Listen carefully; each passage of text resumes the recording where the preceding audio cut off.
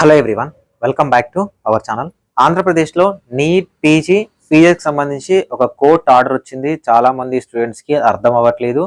And అసలు decision ఏంటి, అసలు ఫీ ఎంత ఉంటుంది, ఎంత పే చేయాలి, అసలు దీని బ్యాక్గ్రౌండ్లో ఏం జరిగింది, 2017 అంటున్నారు, 20 అంటున్నారు, 23 అంటున్నారు, 24 అంటున్నారు, అసలు ఏంటో అర్థం అవ్వట్లేదు కదా. సో మీకు కంప్లీట్గా దీనికి సంబంధించి ఎక్కడి నుంచి జరిగింది, అసలు 2016 నుంచి ఇప్పటి వరకు ఏం జరిగింది అనేది నేను చెప్పడానికి ట్రై చేస్తాను. సో దట్ మీకు అర్థమవుతుంది. లాస్ట్లో మీరు అర్థం చేసుకోండి, ఇది ఎవరి చేతిలో ఉంటుంది, అసలు ఫీజెస్ అంటే ఏంటి, ఎవరు డిసైడ్ చేస్తారనేది మీకు అర్థమవుతుంది. తెలుగులో ఇప్పటి వరకు మీకు ఎవరు ఎక్స్ప్లెయిన్ చేయలేదు. అండ్ మీకు ఇప్పటి వరకు అసలు ఇదేం జరిగిందని ఎగ్జాక్ట్గా మీకు తెలియదు. నేను చెప్తాను, మీరు వినడానికి ట్రై చేయండి, వీడియోని లైక్ చేయండి. మీరు ఇచ్చే ఒక చిన్న లైక్ నాకు చాలా ఎంకరేజింగ్ అండ్ మోటివేటింగ్గా ఉంటుంది. సో మీరు లైక్ చేసి ఎంకరేజ్ చేస్తేనే ఇలాంటి మంచి వీడియోస్ అనేవి మీకు యూస్ఫుల్గా ఉండేవి నేను చెప్తాను. డిస్క్రిప్షన్లో టెలిగ్రామ్ గ్రూప్ ఉంటుంది, జాయిన్ అవ్వండి. మీ ఫ్రెండ్స్ ఎవరుంటే వాళ్ళకు కూడా రికమెండ్ చేయండి. అండ్ నా ఇన్స్టాగ్రామ్ లింక్ ఉంటుంది. అండ్ ఎవరైనా నాతో పర్సనల్గా మాట్లాడాలి, మెంటర్షిప్లో జాయిన్ అవ్వాలనుకుంటే 7893947228 నెంబర్ని కాంటాక్ట్ అవ్వండి. సో చాలా నార్త్ ఛానల్ ఫాలో అయి ఉంటారు కదా, మేబీ వాళ్ళు కూడా మీకు ఈ స్టోరీ చెప్పుంటారు అసలు ఎలా జరిగింది అనేది. ఓకేనా, ఒక్కొక్కటిగా నేను ఎక్స్ప్లెయిన్ చేస్తాను. సో మనకు రౌండ్ 2 కూడా తొందరలోనే స్టార్ట్ అవుతుంది. అండ్ ఫీజెస్కి సంబంధించి 2024లో ఎలా ఉంటుంది అనేది కూడా మాట్లాడుకుందాం. యాక్చువల్గా కోర్ట్ ఆర్డర్ ఏంటని కూడా మాట్లాడుకుందాం. సో ఫస్ట్ మనం స్టోరీ 2016లో స్టార్ట్ చేద్దాం. ఓకేనా, 2016లో. సో 2016లో మనకున్న ఫీజెస్ అనేవి ఇవన్నమాట. ఓకేనా, ఎంత ఫీ ఉంది అంటే కన్నర్ కోటాకు సంబంధించి 3,19,000 ఫీజు ఉంది. అది మేనేజ్మెంట్ కోటాకు సంబంధించి 5,78,000 ఈ విధంగా ఫీజు ఉంది. ఓకేనా, అసలు సార్ ఈ ఫీజెస్ ఎవరు డిసైడ్ చేస్తారు సార్ అంటే ఎఫ్ఆర్సి. ఓకేనా, ఏపీఎఫ్ఆర్సి, ఆంధ్రప్రదేశ్ ఫీజ్ రెగ్యులేషన్ కమిటీ అనేది ఉంటుంది. సో ఆ కమిటీకి మెంబర్స్ ఉంటారు. సో వాళ్ళందరూ మనకు కాలేజ్ నుంచి వచ్చి ఇన్ఫ్రాస్ట్రక్చర్, ఫెసిలిటీస్ వీటన్నిటిని బేస్ చేసుకొని ఫీ అనేది డిసైడ్ చేయడం జరుగుతుంది. ఏ కాలేజ్కి ఆ కాలేజ్ డిసైడ్ చేసుకోవద్దు, ఏ కాలేజ్కి ఆ కాలేజ్ కొటేషన్ ఇచ్చుకోవచ్చు, మాకు ఇంత ఫీ కావాలని అడగవచ్చు. కానీ కమిషన్ ఏదైతే ఉందో అప్పుడు ఆ కమిషన్ మాత్రమే డిసైడ్ చేసే ఫీజు ఏదైతే ఉందో ఇది ఫీజు అనమాట. రెగ్యులర్గా ఫీజు అనేది ఎఫ్ఆర్సి కమిటీ ఒక ఫీ అనేది డిసైడ్ చేస్తే అది 3 years వరకు ఉంటుంది. ఓకేనా, 3 years వరకు ఉంటుంది. సో 3 years వరకు ఉంటుంది. సో 2016-17 బ్యాచ్ ఏదైతే ఉందో ఆ బ్యాచ్ వాళ్ళకి ఇదన్నమాట ఫీజు. ఓకేనా, ఈ ఫీజు. సో ఇక్కడికి ఈ జీవో అయిపోయిన తర్వాత 2017లో మళ్ళీ ఎఫ్ఆర్సీని ఫామ్ చేశారు. సో ఈ ఎఫ్ఆర్సీ 2020 వరకు, ఓకేనా, 2020 వరకు ఒక ఫీజుని వీళ్ళు డిసైడ్ చేయడం జరిగింది. పీజీ మెడికల్ అండ్ పీజీ డెంటల్కి సంబంధించి ఒక ఫీజుని అయితే డిసైడ్ చేశారు. అదే జీవో నెంబర్ 72. ఓకేనా, ఆ జీవో నెంబర్ 72. యాక్చువల్గా వీళ్ళు ఎంత ఫీ అనేది డిసైడ్ చేశారో చూద్దాం. కమిటీ అనేది 3 years ఉంటుంది. అంటే 2017-18, 18-19, 19-20 ఈ 3 batches ఉంటుంది. మళ్ళీ 2020లో ఇంకొక ఎఫ్ఆర్సీని ఫామ్ చేయాల్సి ఉంటుంది.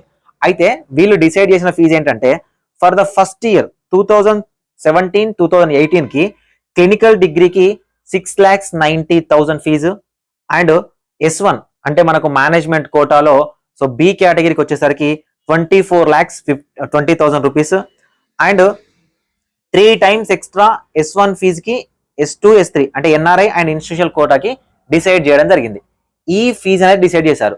ఈ ఫీజు డిసైడ్ చేస్తూ సో ఈ ఫీజు ఏదైతే ఉందో 6,90,000 ఫీజు ఏదైతే ఉందో ఈ ఫీ అనేది 2017-18 బ్యాచ్ అని చెప్తూ అండ్ ప్లస్ 5% అనేది 2018-19 బ్యాచ్కి అండ్ ఇంకొక ప్లస్ 5% వచ్చేసరికి 2019-20 బ్యాచ్ కానీ సో ఆ ఎఫ్ఆర్సి కమిటీ జీవో నెంబర్ 72 అయితే రిలీజ్ చేయడం జరిగింది. ఓకేనా, ఇది ఎఫ్ఆర్సి కమిటీ కాదు, ఎఫ్ఆర్సి కమిటీకి సంబంధించిన రికమెండేషన్స్ అనేవి తీసుకోకుండా గవర్నమెంట్ రిలీజ్ చేసిన జీవో. సారీ, ఓకేనా, గవర్నమెంట్ రిలీజ్ చేసిన జీవో 72. ఓకేనా, సో ఇది రిలీజ్ చేసిన తర్వాత అప్పుడు మళ్ళీ కోర్టుకి వెళ్ళారు. ఓకేనా, అప్పుడు మళ్ళీ కోర్టుకి వెళ్తే సో అక్కడ ఏం చెప్పారు అంటే ఈ ఫీజు ఏదైతే ఉందో ఈ ఫీజులో 50% ఆఫ్ ద ఫీ మాత్రమే పే చేయాలని చెప్పారు. అంటే S2, S3 కాకుండా ఈ fees A category and B category ఏదైతే ఉందో 50% ఆఫ్ ద ఫీ మాత్రమే పే చేయాలని చెప్పారు. అంటే 2017 నుంచి 2020 వరకు. ఓకేనా, సో ఈ ఫీజుని గవర్నమెంట్ డిసైడ్ చేసి జీవో ఇస్తే సో 2017 అండ్ 2020లో, ఓకేనా, 2017 అండ్ 2020లో ఇక్కడ ఒక గవర్నమెంట్ అండ్ ఇక్కడ ఉన్న సేమ్ గవర్నమెంట్. సో అప్పుడు 2017-18లో వచ్చిన గవర్నమెంట్ ఏదైతే ఉందో అప్పుడున్న గవర్నమెంట్ ఏదైతే ఉందో సో అప్పుడు ఒక జీవో రిలీజ్ చేశారు, 72 జీవో. ఆ జీవో ప్రకారం ఇంత ఫీ పే చేయాలి, కానీ కోర్ట్ ఆర్డర్ ప్రకారం 50% ఫీ మాత్రమే స్టూడెంట్స్ నుంచి కలెక్ట్ చేయాలని మళ్ళీ చెప్పడం జరిగింది. సేమ్ ఫీజుని 2020 వరకు సో మనకు కాలేజ్ వాళ్ళు 50% ఆఫ్ ద ఫీజుని కలెక్ట్ చేస్తా ఉన్నారు. సో అప్పుడు అంటే 3 years అయిపోయింది కదా, 2017 నుంచి 2020 వరకు మళ్ళీ 3 years అయిపోయింది కదా. సో 3 years అయిపోయిన తర్వాత మళ్ళీ ఇప్పుడు కొత్తగా ఎఫ్ఆర్సీని ఫామ్ చేయాలి. ఓకేనా, కొత్తగా ఎఫ్ఆర్సీని ఫామ్ చేయాలి. సో ఇన్ జనరల్ గా ఏముంటది, ఇప్పుడు 6,90,000 ఫీజు ఉంటుంది. ఓకేనా, 6,90,000 ఫీజు ఉంటుంది. ఏది ఓల్డ్ జియో 72 జియో. ఇప్పుడు కొత్తగా ఎఫ్ఆర్సీని ఫామ్ చేస్తే ఈ ఫీజు కన్నా ఎక్కువ ఫీజు ఉండాలి కదా ఎప్పుడు కానీ. అంటే జనరల్ గా అడిగితే ఫీ అనేది పెరుగుతూ ఉండాలి. సో అప్పుడు ఏంటంటే అసలు దీంట్లోనే ఎఫ్ఆర్సీ రికమెండేషన్ తీసుకోలేదు. సో కేవలం జియో నెంబర్ 72 వచ్చింది. సో 50% ఆఫ్ ద ఫీనే కలెక్ట్ చేస్తా ఉన్నారు కాలేజీలని. సో 2020లో మళ్ళీ కొత్త జియోని రిలీజ్ చేశారు. అదే జియో నెంబర్ 56. ఓకేనా, జియో నెంబర్ 56. సో మీరు కౌంట్ చేసుకోవచ్చు, 3,45,000 అనుకోండి ఫీజు. ఓకేనా, 3,45,000 ఫీ అనేది 2017 నుంచి 2020 బ్యాచ్ వరకు సో పే చేస్తున్నారు. అప్పుడు కూడా ఏదో కోర్టు కేసు అయితే ఉంది, నాకు దాని మీద క్లారిటీ లేదు. కానీ 2020లో గవర్నమెంట్ మారిన తర్వాత మళ్ళీ ఎఫ్ఆర్సీ కమిటీని ఫామ్ చేశారు. అప్పుడు ఇచ్చిన ఫీజెస్ అనేవి సో జనరల్ గా 6,90,000 కన్నా ఎక్కువ ఉండాలి. కాకపోతే 50% ఆఫ్ ద ఫీనే స్టూడెంట్స్ పే చేస్తున్నారు కదా అని అప్పుడు ఎఫ్ఆర్సీ ఏం చేసిందంటే మళ్ళీ ఫీని 2020, 21, 22, 23 ఈ 3 years బ్యాచెస్ కి ఈ ఫీజుని అయితే డిసైడ్ చేయడం జరిగింది. అంటే 6,90,000 ఉన్న ఫీజులో 50% ఫీ అనేది 2015 నుంచి 2020 వరకు బ్యాచ్ వాళ్ళు పే చేస్తున్నారు. సో కానీ ఈ 6,90,000 ఫీజు కాకుండా 2020లో కొత్త జియో తీసుకొచ్చారు. అదే జియో నెంబర్ 56. ఓకేనా, ఈ జియో తీసుకొచ్చి 4,32,000 ఫీజు వచ్చేసరికి ఏ కేటగిరీలకి, బి కేటగిరీ వచ్చేసరికి 8,64,000 అండ్ సి కేటగిరీ వచ్చేసరికి 50 lakhs గా ఫీ అనేది డిసైడ్ చేయడం జరిగింది. సో నేను ఒక క్లినికల్ చెప్తున్నాను. So clinical, paraclinical, preclinical, so దాంతో పాటు పీజీ డెంటల్ వీటన్నింటికి కూడా సేమ్ ఇదే జియో అనమాట. ఇవే ఫీజెస్ రెడ్యూస్ అయినాయి. అంటే 6,90,000 అనే ఫీ ప్రీవియస్ 72 జియో 2017 జియోలో అప్పుడు ఎఫ్ఆర్సీ కమిటీలో అప్పుడు గవర్నమెంట్ ఇచ్చింది. అయితే సో కొత్తగా వచ్చిన గవర్నమెంట్ ఏం చేసిందంటే 4,32,000 కి రెడ్యూస్ చేసింది. రెడ్యూస్ చేసి అన్ని కాలేజీలకి సో అన్నిటికీ సేమ్ ఫీజ్ అని డిసైడ్ చేసింది. సో సేమ్ ఫీజ్ అని డిసైడ్ చేసినప్పుడు 2020లో కాలేజీలు కోర్టుకు వెళ్ళినాయి. ఓకేనా, కాలేజీలు కోర్టుకు వెళ్ళినాయి. సో కాలేజీలు కోర్టుకు వెళ్తే 2020 నుంచి 2023 వరకు కూడా జరిగింది కోర్ట్ ఆర్డర్, కోర్ట్ కేసు. ఓకేనా, 2023 వరకు కూడా జరిగింది. సో 2023లో అంటే ఈ జియో పని అయిపోయింది కదా, అంటే 56 జియో ఏదైతే ఉందో సో ఈ 56 జియో అయిపోయింది కదా. 56 జియోలో ఏముంది మనకు, సో 2020 నుంచి 2023 వరకే ఉండాలి. ఓకేనా, 2023 వరకే ఉండాలి. సో 2023 వరకే ఉండాలి. కానీ సో 2023లో ఏం చేయాలి, మళ్ళీ ఎఫ్ఆర్సీని ఫామ్ చేయాలి.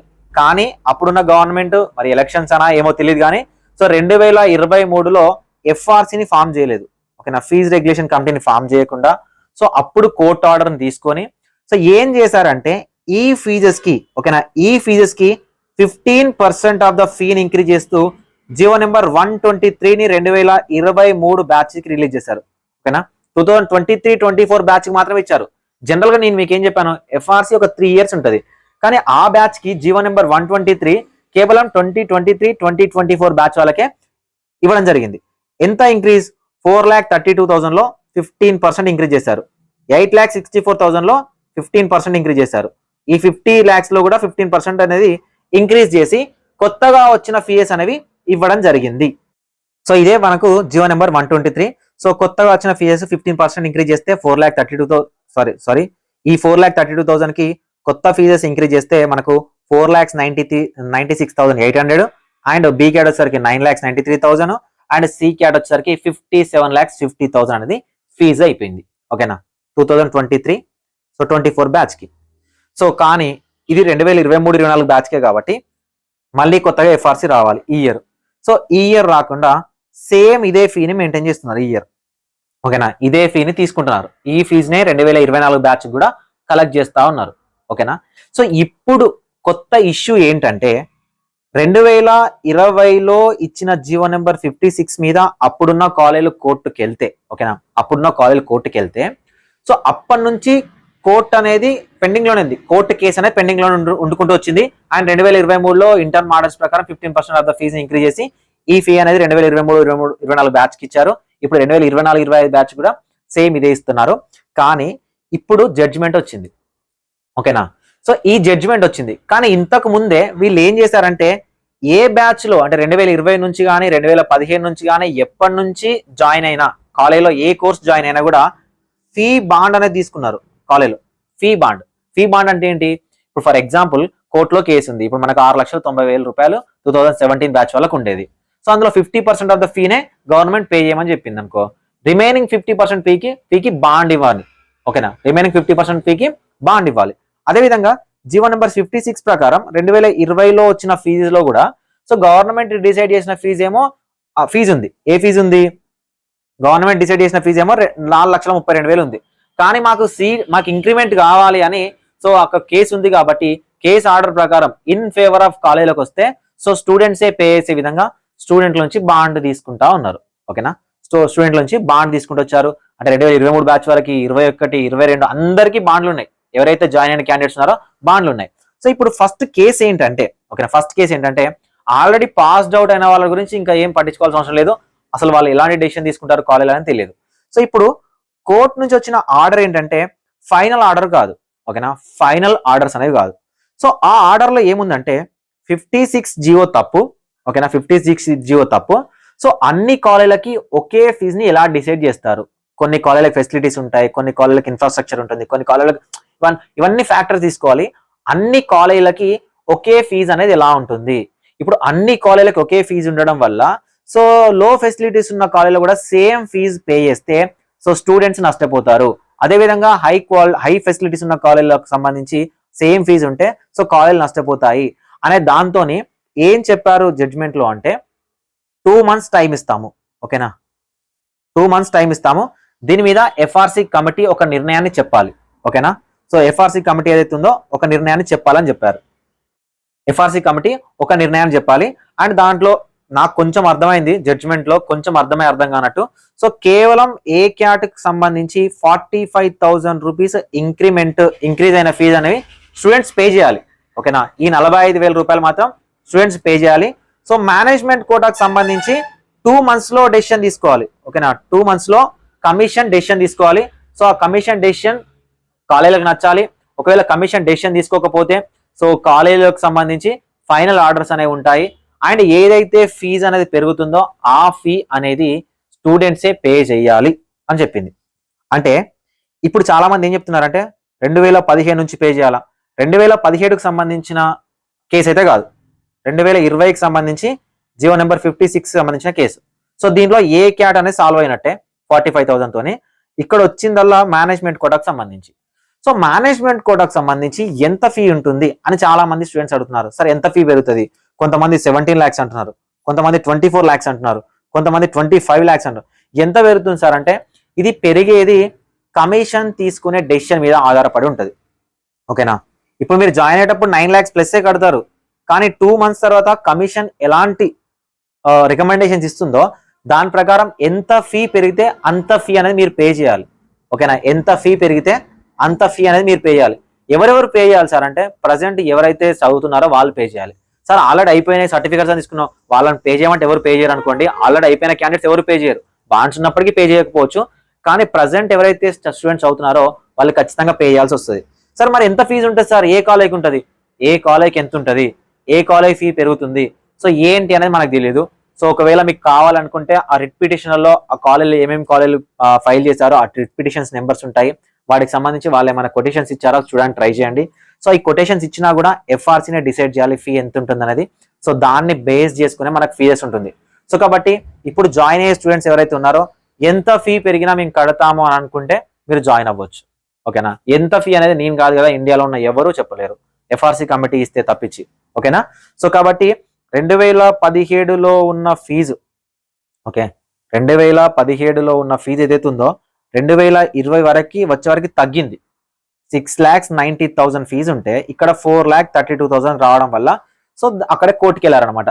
అది కాస్త 2023కి వచ్చేసరికి సేమ్ ఉంది, ఒక 15% ఇంక్రీజ్ అయింది. సో దీని మీద కోర్టుకి వెళ్ళారు. సో ఏం జరిగింది, ఎలా జరుగుతుంది, ఫ్యూచర్ ఏంటి, 2 months తర్వాత ఏం జరుగుతుంది అనేది ఎవరి కంట్రోల్లో లేదు. అప్పుడు ఏమైనా ఇన్ఫర్మేషన్ ఉంటే నేను చెప్పడానికి ట్రై చేస్తాను. సో జనరల్గా ఇది 2017 బ్యాచ్కి సంబంధించి అయితే కాదు నాకు తెలిసినంత వరకు. ఇంతకు మించి మీ దగ్గర ఇన్ఫర్మేషన్ ఉంటే కామెంట్ సెక్షన్లో కామెంట్ చేయడానికి ట్రై చేయండి. సో నేను ఫస్ట్ కామెంట్ పిన్ చేసి పెడతాను. చూసే స్టూడెంట్స్ ఎవరైతే ఉన్నారో వాళ్ళకి అర్థమవుతుంది. Thank you. Thank you for watching this video. So 1 or 2 days లో మనకు రౌండ్ 2కి సంబంధించిన వెబ్ ఆప్షన్స్ రావచ్చు. మేబీ మీరు వీడియో చేసే టైం కూడా వెబ్ ఆప్షన్ నోటిఫికేషన్ రావడానికి అయితే ఛాన్స్ అనే ఉన్నాయి. Thank you so much.